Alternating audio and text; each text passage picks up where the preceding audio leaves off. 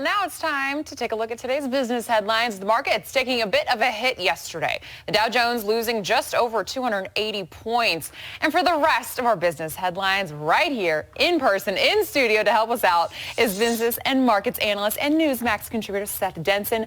Welcome to Wake Up America in studio. Great to be here in person. We love having you all the way from Texas. It's a full house. It's a full house today. It is a packed house How fun. today. It's a big party. We had to have Seth Denson here today. All right, well, listen, I'm pleased to be here. All right, Seth, let's start with what's on everyone's mind. Elon Musk. He's now joining Twitter's board of directors, sharing that now he has a 9.2% stake in the company.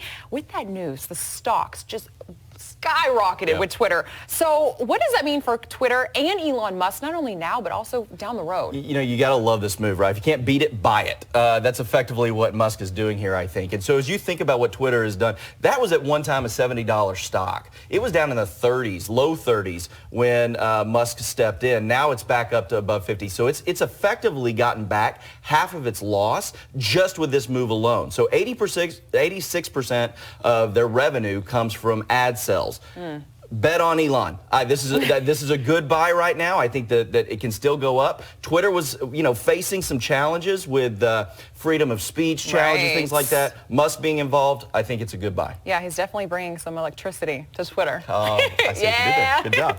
All right, let's talk about up in the sky, JetBlue making a $3.6 billion bid for Spirit Airlines. Now, Spirit originally was going to merge with Frontier. That kind of puts a wrench in that plan.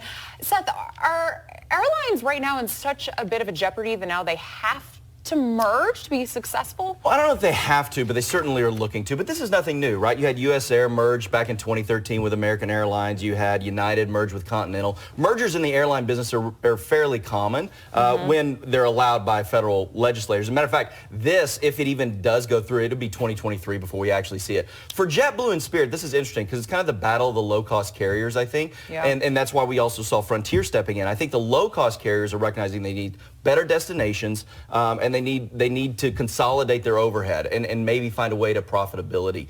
And so that may be what's going on here. It'll be interesting, though, because if you've flown JetBlue and you've flown Spirit, that is a very different experience. So who adopts whose experience? That'll be what happened. It'll be interesting to see going forward. Yeah, that's actually a very, very good question. Now, speaking of airlines, travel, it's actually expected to go up 10% over the next month. I mean, summer's right around the corner. People are going to be wanting to take their big summer trips.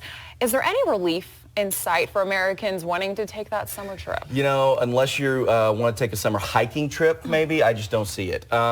Flights right now are 30% up over last month, and you just mentioned they're expected to go up another 10%. Fuel costs are problems. And then if you want to drive somewhere, you got that challenge. So I don't see an end in sight to this. I think if you want to take that trip, plan your distance and think through it, because it's going to get more expensive as we go into the summer months. Well, some people may want to drive on their summer trip, but actually a new study from the Zebra shows that if you have a low credit score, you're actually going to be paying more for car insurance. Number one, is that fair? Is it legal? Yeah. So it is fair. Well, I don't know about fair, but it is legal. Let's just put it that way. And as if you're an underwriter and you're looking at the overall risk factor of a driver, you take into account a lot of things. Your driving record, they take into account your income, your credit score, all these things. What is the risk? And they're pulling data analytics to determine that. This has been going on since 1993. So it's not anything new. If it was illegal, it would have been sought out by now. But no, this is just the way it is. So get that credit score up, get your car insurance down. All right, Seth. It's so great having you here in person. I wish we could talk a whole lot more. There's so many other topics we could have covered. Good times. Really appreciate Seth Denson in this morning. Absolutely. All right.